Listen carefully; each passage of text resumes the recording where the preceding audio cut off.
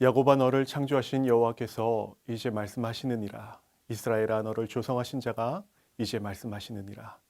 너는 두려워 말라. 내가 너를 구속하였고 내가 너를 지명하여 불렀나니 너는 내 것이라. 하나님께서는 저의 창조주이시고 누구보다 저희에 대해 잘 알고 계신 분입니다. 은혜를 경험한 사람들은 내가 죄인임을 아는 사람들입니다. 자신이 잘한 것이 아무것도 없기에 하나님을 증거하는 일에 참여하게 되면 당신이 왜 하나님을 증거해야 하는가라는 질문 앞에 가장 겸손히 할 수 있는 답이 하나님께서 은혜를 주셨기 때문입니다가 아닌가 싶습니다. 어찌 보면 가장 교만한 답처럼 보이지만 더 큰 죄인의 입장에서는 이해할 수밖에 없는 하나님의 은혜이기에 왜 나 같은 사람이 하나님의 은혜를 받았는지 모르지만 그분의 뜻에 무릎 꿇을 때마다 할 수 있는 답변은 하나님께 택하셨고 저는 은혜를 입었다 얘기할 수밖에 없는 것입니다. 그런즉 이와 같이 이제도 은혜로 택하심을 따라 남은 자가 있느니라. 만일 은혜로 된 것이면 행위로 말미암지 않음이니 그렇지 않으면 은혜가 은혜되지 못하느니라. 제 행위는 단 하나도 거룩하지 않았지만 죄인을 부르러 오셨다는 그 예수님의 말씀에 반응해서 이제는 예수님을 따르겠다 결심한 것밖에는 제가 한 것은 아무것도 없었음을 고백하게 됩니다. 저는 재림교회 목사님 가정에서 태어났습니다. 예배를 중시하는 가정이었고 엄격한 가정이었습니다. 제가 어렸을 때 교회에서 떠들면 아버지가 설교 중이시더라도 저를 데리고 밖에 나가셔서 저를 거꾸로 드신 후에 볼기를 치셨다는 얘기를 교회 원로 집사님들께 나중에 전해 들었습니다. 하지만 국민학교 6학년 때 교통사고로 어머니는 돌아가셨고 아버지는 7년간 누워 계시다 돌아가셨습니다. 제가 그때부터 의지하는 것은 돈이었고 돈을 벌어야 한다는 생각이 제 인생의 목표가 되었습니다. 저에게 어느새 돈은 신이 되어 있었습니다. 저도 신학을 공부했지만 신앙은 해본 적이 없었던 것입니다. 재림교회 교인으로 호탕한 삶을 살았지만 겉은 교인이었지만 그리스도인은 아니었습니다. 술, 담배를 하는 것은 아니었지만 저는 항상 몸이 쉽게 아팠습니다. 한 달이면 두세 번은 고열로 몸이 매우 허약했고 공복에는 저혈당이 와서 손이 떨리는 증세도 있었습니다. 관절도 안 좋아 무릎에 물이 차는 증세도 있었습니다. 하루는 발이 너무 아파서 병원에 가니 통풍이라는 진단을 받았고 길게는 6개월 절뚝거리며 약을 항상 준비하고 살 정도로 몸은 망가져 있었습니다. 채식을 하는 제게 통풍이라니요. 발이 퉁퉁 부어서 병원에 가니 의사가 땅콩을 많이 먹었느냐 묻는 것입니다. 필리핀 땅콩은 작고 퓨린이 많아 통풍 걸리는 사람들이 많다고 의사가 얘기해 주었습니다. 발에 진통 주사를 맞겠냐는 질문에 2번 빨리 찌르라 할 정도로 너무나 아팠습니다. 식은땀이 등과 가슴에 줄줄 흐를 정도로 아팠습니다. 차라리 발을 잘랐으면 하는 마음까지 들었습니다. 땅콩이 제게는 통풍을 시작하게 하는 음식이었던 것입니다. 무의식 중에 땅콩 반알을 먹고 통풍이 시작되어 4개월간 거의 걷지 못한 기억도 있습니다. 또한 변두통에 감기 몸살은 항상 있었기에 입에 약을 달고 산 것 같습니다. 하도 병원에 자주 입원하고 몸이 아팠기에 저를 담당하는 의사가 따로 항상 있을 정도였습니다. 제 직원 중에 한 명은 저를 위해 항상 의사와 연락을 주고받아야 했습니다. 겉은 멀쩡해 보였지만 제 마음과 몸은 죄로 병들고 있었습니다. 돈은 벌었지만 다 소용없이 허비되었고 항상 돈이 더 필요한 상황이 되었습니다.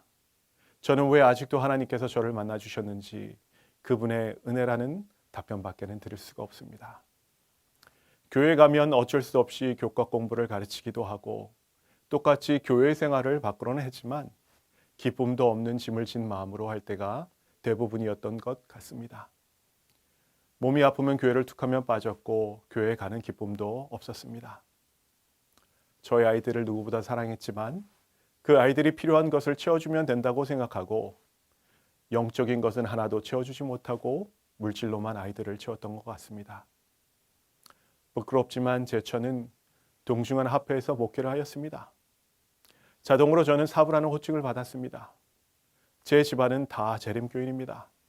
말씀드렸다시피 저희 아버지는 목사님이셨고 큰아버지도 연합회장을 역임하셨으며 제 처남도 지금 목회자고 제 처도 목사며 두 사촌 형도 목사고 조카는 목사의 사모이기도 합니다. 장인은 본부교회에서 수석 장로님도 하셨고 장모님도 참 봉사를 많이 하신 분이십니다. 저도 신학을 공부했고 잠시 학생 전도사와 전도사 생활을 하기도 했습니다. 하지만 제 안에 예수님은 없었습니다.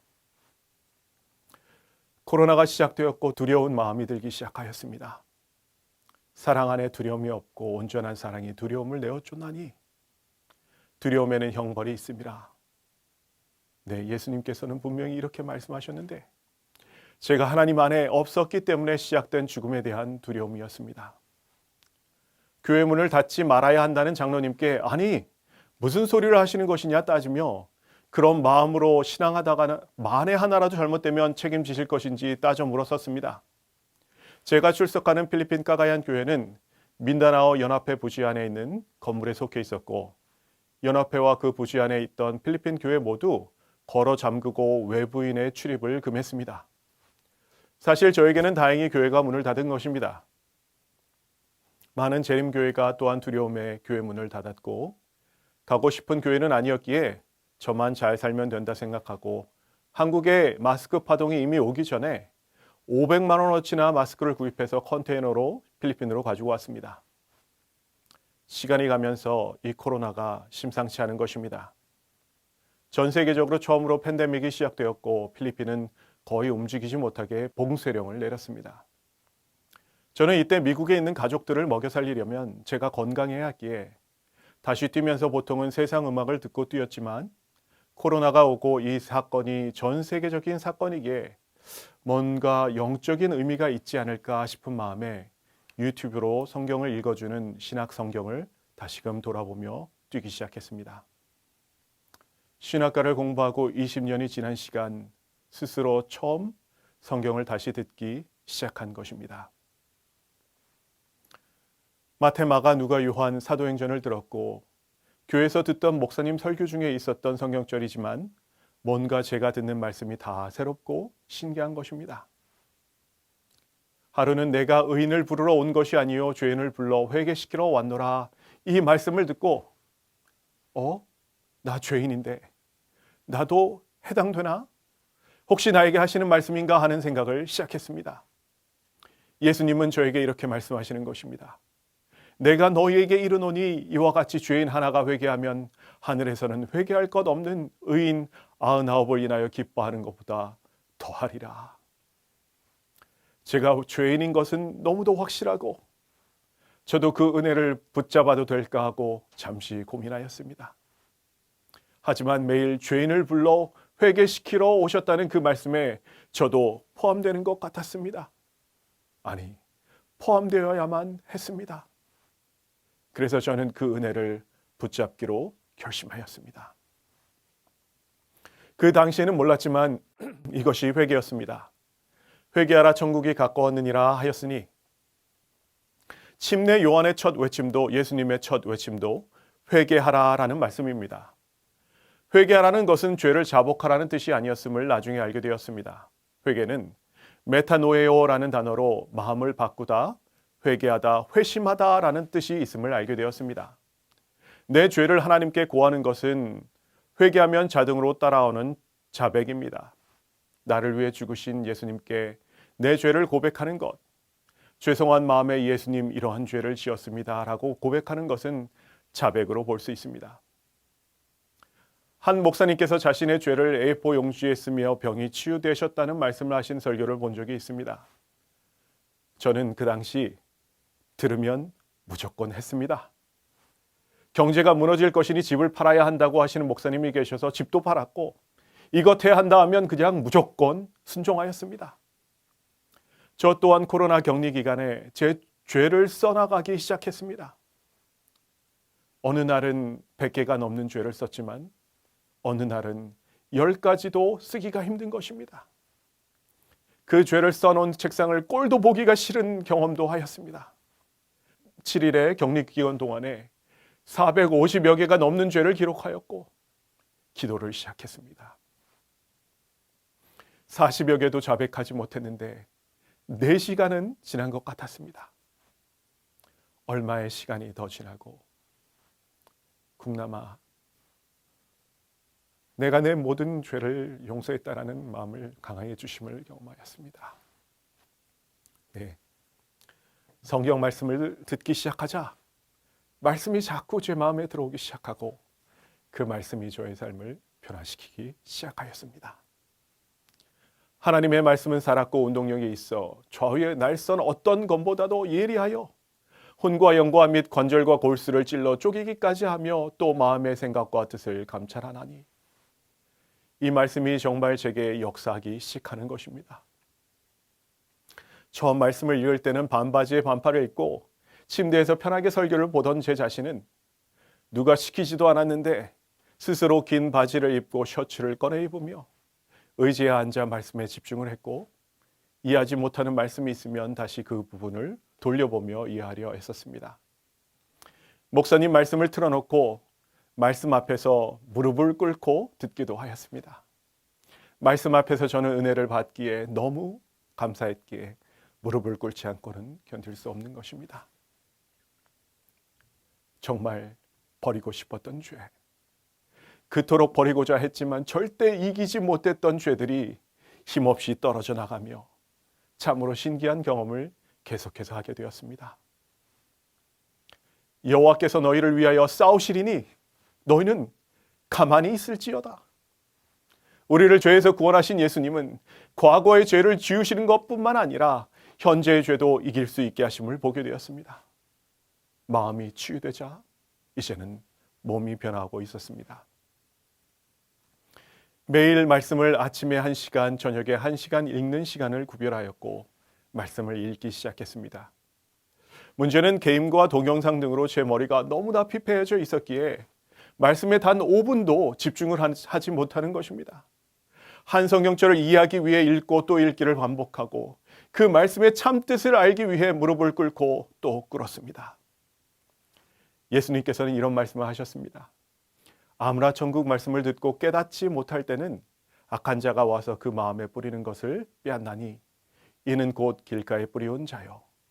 깨닫지 못하면 말씀을 빼앗기는 것이라 말씀하셨기에 그 말씀을 깨닫기 위해 예수님께 계속해서 매달릴 수밖에 없었습니다. 하루 3번 기도 시간을 정하고 기도하기 시작했습니다. 무릎을 꿇고 기도하기 시작했습니다. 여행 중에는 공항에서 사람들이 많은 곳에서 무릎을 꿇고 기도를 할 때는 처음에 얼마나 눈물이 많이 흘렸는지 모릅니다. 제가 무릎을 꿇은 이유는 성경에 보니 다들 무릎을 꿇고 기도하길래 그냥 따라한 것입니다. 물론 나중에서야 하나님 앞에 가장 겸손한 마음으로 기도하고 싶기에 무릎을 꿇고 기도하지만 처음에는 다니엘도 무릎을 꿇었다 하고 바울도 다른 교인들도 해변가에서 무릎을 꿇었다 하기에 무엇보다 예수님께서 기도하실 때 무릎을 꿇었다 하기에 무릎을 꿇기 시작한 것입니다. 누가 뭐라 하건 친구가 뭐라 하건 상관하지 않았습니다. 친구가 구원해 줄 사람도 아니고 오직 예수님만 바라보았기 때문입니다. 이를 위하여 너희가 부르심을 입었으니 그리스도도 너희를 위하여 고난을 받으사 너희에게 본을 끼쳐 그 자취를 따라오게 하시어 하셨느니라. 분명 성경은 예수님의 본을 따라가면 된다 말씀하셨기에 그냥 좋게 얘기하면 타협하지 않고 정확하게 얘기하면 무식하게 그냥 따른 것입니다. 시간이 되면 차를 세우고 차 밖에서 무릎을 꿇고 기도하기도 하고 차 안에서 무릎을 꿇고 기도하기도 하였습니다. 인터넷으로 한국의 많은 목사님 설교를 전부 다 들었고 김대성 목사님 설교도 올라오기가 무섭게 들었습니다. 제가 말씀으로 채워지고 더 이상 공간이 없게 될 정도로 말씀을 보게 되자 말씀이 자동으로 흘러나가기 시작했습니다. 이것은 제가 어떻게 하려 하는 것도 아니고 하지 않으려 해서 하지 않을 수 있는 것도 아닙니다. 은혜를 받는 자가 은혜를 나누는 것은 너무도 당연한 것이 아닐 수 없음을 보게 되었습니다. 가족에게 성경 공부를 하자 하고 제가 깨달았던 주제를 가지고 말씀을 가르치기 시작했고 제 아이들이 하루는 핸드폰을 가지고 오면서 제게 맡기는 것입니다. 자기들에게 핸드폰이 있으면 너무 많이 하니 아빠가 가지고 있으라 하는 것입니다. 그토록 핸드폰을 하지 말라 해도 하던 아이들, 말씀이 들어가니 바뀌는 것입니다. 하루는 제 막내 아들은 제게 울면서 아빠, 나 구원받지 못하면 어떻게 하냐며 두렵고 떨린다고 하며 우는 것입니다. 말씀이 들어가고 아이들이 참 많이 변했습니다. 말씀은 분명 이렇게 말씀하십니다. 모이기를 패하는 어떤 사람들의 습관과 같이 하지 말고 오직 권하여 그 날이 예수님의 날이 가까움을 볼수록 더욱 그리하자 말씀에서 모이라 하셨으니 그 말씀에 순종하였습니다. 비록 교회 문은 닫았지만 집에서 예배를 드리기 시작했고 말씀을 가르치기 시작했으며 가끔은 김대성 목사님께 파워포인트 자료를 부탁하고 또 그 말씀으로 주의에 전하기 시작했습니다. 저희 집은 거의 매일 성경 공부하는 사람들로 가득 찼고 코로나 기간 동안에만 수십여 명이 예수님을 받아들였고 침례를 받았습니다. 그들 중에는 평생 게이로 살다 머리를 자르고 침례를 받은 친구도 있었고 교회를 떠났던 친구, 카톨릭 신자들, 개신교, 심지어 미국인도 있었습니다. 그들이 누구이건 자신이 죄인인 것을 아는 사람, 그 모든 사람들은 예수님을 받아들이는 것입니다. 코로나가 한창 심할 때 필리핀은 거의 봉쇄를 하고 있었지만 저는 회사가 봉쇄에 해당되지 않는 직종이었기 때문에 저는 자유롭게 다닐 수 있었고 쌀과 계란, 야채 등을 싣고 다니며 코로나에도 걸리고 직장도 잃고 결국 아무 일도 할 수 없어 음식이 없는 사람들을 하나둘 찾아다니기 시작했습니다. 코로나가 걸렸으니 그 친구들은 저보고 그냥 두고 가라는 것입니다. 자기 코로나 걸렸다 하는 것입니다. 그냥 갈까요? 아닙니다. 만나야지요. 만나서 등도 쓰다마주고 힘내라 하면 제가 코로나 걸릴까 봐 걸린 사람들이 더 두려워하는 것입니다. 그때 이 성경 말씀을 김대성 목사님께서 자주 하셨고 저는 그냥 이 성경 말씀을 믿고 다녔었습니다. 가라사대 너희가 너희 하나님 나 여호와의 말씀을 청종하고 나의 보기에 의를 행하며 내 계명에 귀를 기울이며 내 모든 규례를 지키면 내가 애굽 사람에게 내린 모든 질병에 하나도 너희에게 내리지 아니하리니 나는 너희를 치료하는 여호와임이니라. 하루는 제 매니저가 코로나에 걸렸고 증세가 아주 심해져 위태한 상황이었습니다. 병원에서 앰뷸런스를 보내준다고 분명히 약속을 했는데 코로나가 두려워서 앰뷸런스 기사가 출근을 하지 않았다는 것입니다. 그래서 그 직원 집에 갔더니 집안 사람들이 다 똑같은 증세가 있는데 이 직원은 숨도 못 쉬고 거의 죽게 생긴 것입니다. 이 친구를 제 차에 태우고 근처 병원은 받아주지를 않았기에 1시간 거리에 있는 위생병원에 데리고 갔습니다. 병원에 도착하고 한동안 차에서 내리지도 못하게 하는데 그 상황이 어떤 상황이었냐면 개인적으로 저는 이틀 후면 비행기를 타야 했고 코로나 검사를 해야 하는 상황이었습니다. 물론 저도 처자식이 있고 제가 코로나 걸려서 혹 잘못되는 상황이 오면 집안 전체가 아주 큰일 나는 상황이었지만 이상하게 그런 상황이 하나도 마음에 부담이 되지 않는 것입니다. 이미 마음엔 예수님께서 주신 평안으로 가득 찼기에 죽음이 두렵지 않은 것이 이것이구나 하며 그 시간을 보낼 수 있었습니다. 세상 사람들 눈에는 미친 사람이었지만 저는 그때가 가장 하나님께서 보시기에 정상인 사람이었던 것 같습니다. 저는 코로나 기간 동안 단 한 번도 코로나에 걸리지 않은 은혜를 주셨습니다. 제 둘째 딸이 코로나에 걸렸을 때 아빠 필리핀에 돌아가지 말라고 코로나 걸려야 못 간다고 제게 뽀뽀하고 제 음식을 같이 먹었음에도 하나님의 은혜로 코로나에 걸리지 않았었습니다. 미국과 필리핀을 자주 오고 갔기에 여행할 때마다 코로나 검사는 항상 필수였고 한 번도 걸리지 않았다라고 말씀드릴 수 있는 것은 코로나 검사를 계속해서 한 30번 이상은 하지 않았나 싶습니다. 말씀에 주목하며 말씀을 곁에 두고 살기 시작하자 이상하게 몸이 아프지 않은 것입니다. 제 가족들도 다 아빠가 이상하다고 하는 것입니다. 아빠는 좀 아파야 되는데 왜 아빠가 안 아프냐고 묻는 겁니다. 아플 때가 훨씬 지났는데 아니 한참 동안 1년 넘게 아프지 않은 것입니다. 그 잃어버린 자를 내가 찾으며 쫓긴 자를 내가 돌아오게 하며 상한 자를 내가 싸매어 주며 병든 자를 내가 강하게 하려니와 살찐 자와 강한 자는 내가 멸하고 공의대로 그것들을 먹이리라. 하나님의 약속이 저를 변하게 하신 것입니다. 마음의 병이 말씀으로 치유되기 시작하자 몸의 병도 나아가기 시작하는 것입니다. 말씀을 보기 시작하고 매일 책상에 앉아 말씀을 보는데 저는 너무 기뻐서 말씀을 보지만 제 아이들은 저를 걱정하기 시작하는 것입니다. 아빠를 볼 때마다 아빠가 책상에 앉아서 말씀만 보고 있기 때문입니다. 아빠, 운동해야지. 그러다가 몸이 너무 약해지면 큰일 난다고 아이들은 계속 얘기를 하지만 한번 말씀을 보기 시작하면 말씀에서 떨어질 수 없게 되었습니다. 저는 이미 몸의 변화를 감지하고 있었고 그 어느 때보다 더 좋은 컨디션을 가지고 있음을 알고 있었습니다. 하루는 미국에 계신 한 장로님께서 겨울 산에 가자 하시는 것입니다. 미국 요세미티 산에 가자 하시는데 그 산은 눈이 많이 쌓입니다. 그곳을 함께 가자 하시는 것입니다. 그래서 저는 제 아들과 셋이서 함께 하자 하였고 지난 몇 년간 말씀만 보았기에 제 아들은 저를 너무도 걱정하는 것입니다. 제 아들은 미식축구를 하는 다부진 몸을 만들었기에 체력에는 걱정 없다 하며 저를 걱정해 주는 것입니다. 아빠가 지치면 내가 부축할게요. 이렇게 하며 저를 걱정하며 얘기를 하더군요. 그래서 조그만 물배낭은 너가 가지고 가라 하고 함께 걷기 시작했습니다. 눈이 많이 온 곳은 무릎까지 빠질 정도로 많이 왔지만 대부분 눈이 다져진 길을 걸었기에 크게 힘들지는 않았습니다. 그곳 해발은 한 2,500m가 좀 넘습니다. 사실 산소가 적어 숨이 가쁜 것이 당연하지요. 결과는 어떻게 되었을까요?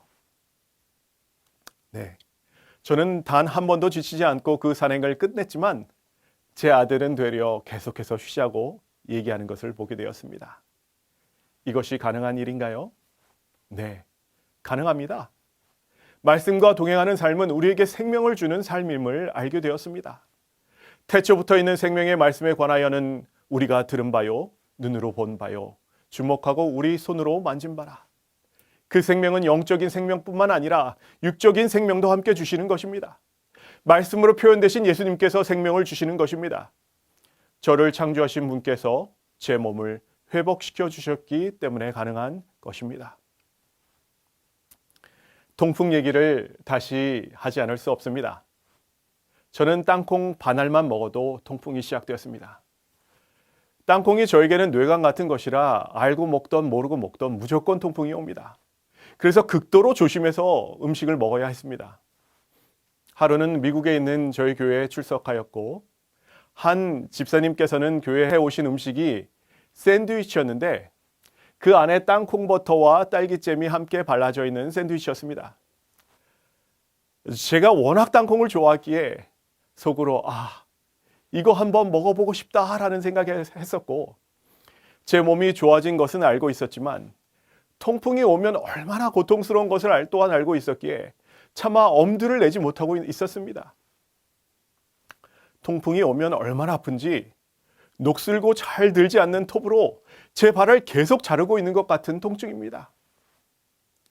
사실 말씀을 보기 시작하고 나서 통풍이 저에게 온 적이 없었습니다. 그래서 문득 하나님께서 통풍도 고치셨을까 하는 마음이 들었고 한번 먹어볼까 하는 생각이 들었습니다. 제 아이들은 아빠, 이거 먹으면 아빠 죽어. 안 돼! 하고 말렸지만 저는 이상하게 괜찮을 것 같아 하면서 얼마나 그 샌드위치를 맛있게 먹었는지 모릅니다. 아이들은 옆에서 펄쩍펄쩍 뛰었고 엄마에게 얘기하면서 아빠가 땅콩을 먹었다고 난린 것입니다. 아이들은 아빠 빨리 집에 가서 약 먹어야 한다고 난린 것입니다. 제 아이들은 제가 통풍 때문에 얼마나 고생하는지를 옆에서 봤기 때문에 두려움으로 가득한 것입니다. 네, 그날 저는 어떻게 되었을까요? 아무 일도 일어나지 않았고 저는 지금도 땅콩잼을 자주 먹습니다. 병원에서 유산 수치를 확인했지만 모두 정상이었고 평생 안고 가야 한다는 통풍이 어디 간 것인지는 예수님의 은혜 외에는 아무런 답을 할 수 없었습니다. 의사가 혹시 약을 계속 먹냐 물어봤고 저는 약을 더 이상 먹지 않는다 대답했습니다.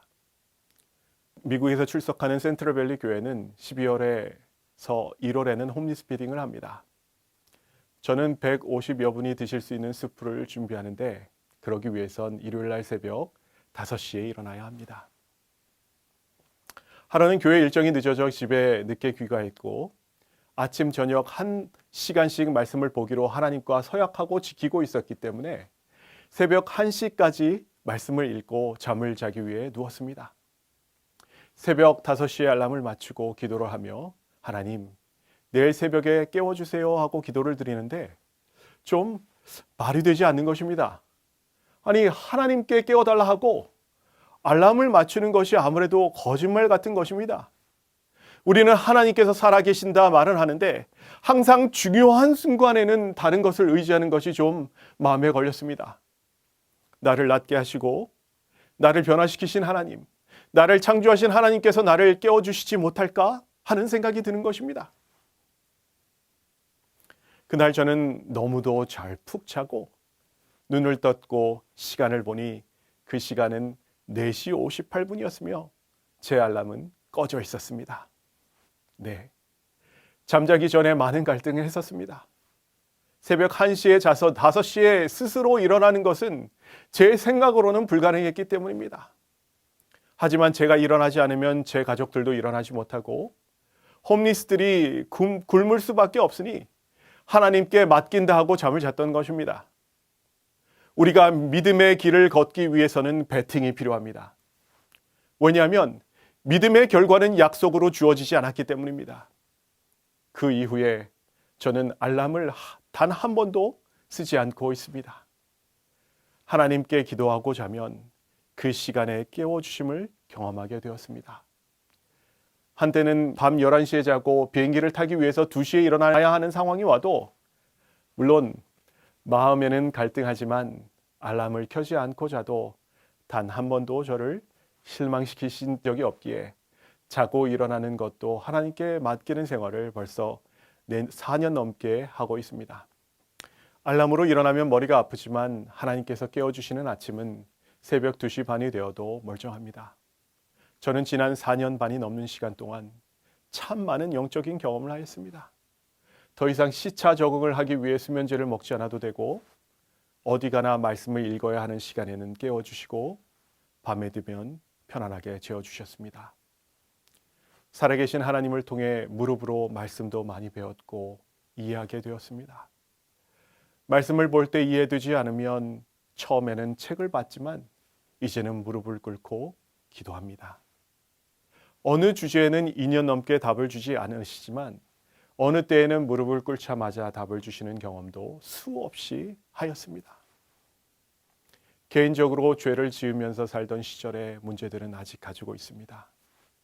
아직 해결해야 하는 많은 짐들이 있지만 그 또한 하나님께서 곧 해결해 주시리라 생각합니다. 제 큰딸은 저와 웃는 모습이 아주 비슷합니다. 웃을 때의 얼굴이 거의 같습니다. 큰딸 얘기로는 제가 머리만 길면 아무도 구분하지 못할 거라 얘기도 합니다. 왜 그럴까요? 제 딸이 저를 닮은 이유는 바로 제 딸이기 때문입니다. 창세기의 이 말씀은 저에게 확신을 주었습니다. 하나님이 가라사대 우리의 형상을 따라 우리의 모양대로 우리가 사람을 만들고 그로 바다의 고기와 공중의 새와 육축과 온 땅과 땅에 기는 모든 것을 다스리게 하자 하시고 하나님께서 그분의 형상을 따라 우리를 만드셨다고 기록하신 것은 하나님과 우리의 관계를 말씀하신 것입니다. 내가 너희 아버지이고 너희는 내 자녀다라고 말입니다. 가끔은 하늘에서 너무 멀리 계신 하나님 정도로만 생각했던 우주를 다스리시는 하나님께서 우리의 친아버지 되심을 함께 기억하시기 바랍니다. 그분께서 실생활에서 주실 수 있는 은혜가 무궁무진함을 또한 기억하시기 바랍니다. 그래서 저에게 가장 큰 두려움이 있고 항상 확인해야 하는 것이 있다면 지금 이 순간 내 안에 하나님께서 계시는가가 저의 큰 고민입니다. 너희가 믿음에 있는가 너희 자신을 시험하고 너희 자신을 확증하라. 예수 그리스도께서 너희 안에 계신 줄을 너희가 스스로 알지 못하느냐? 그렇지 않으면 너희가 버리운 자니라. 우리 삶에 함께 역사하시고자 하시는 그 하나님을 믿음을 통해 함께 경험하시길 바랍니다. 말씀을 주립니다.